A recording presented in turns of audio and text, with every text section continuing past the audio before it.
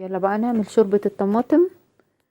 زي العادة حطيت معلقة زيت، عليها معلقة زبدة، وعليهم كام فص من المستكة، وبرضو بقلب لحد المستكة عندي ما تدوب.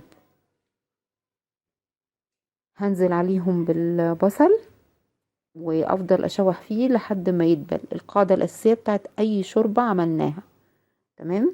كنت انا في الاثناء دي غليت مية وسقطت فيها الطماطم، عملت فيها من القاعدة من تحت علامة كروس، ونزلتها في المية وهي بتغلي، وعديت من 1 ل10 وطلعتها قشرتها. بتبقى سهلة جدا في التقشير يا جماعة. قبل ما احط الطماطم بحط معلقة صلصة وبشوحها شوية مع البصل عشان لو فيها مادة حافظة او حاجة تطلع.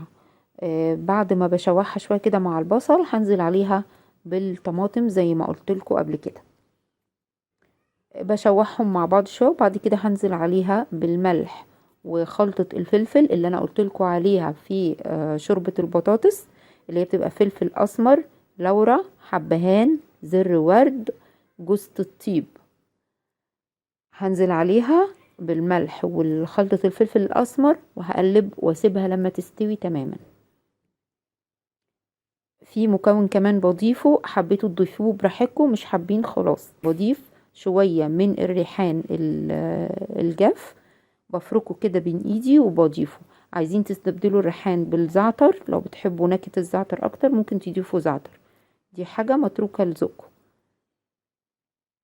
بسيبها طبعا تغلي لحد ما تستوي كويس جدا مع بعضها، وبعد كده باخدها اضربها بالبلندر وممكن في الخلاط.